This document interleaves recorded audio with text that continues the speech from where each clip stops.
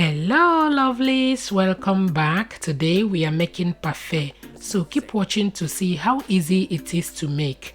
Please don't forget to like and share. Thank you.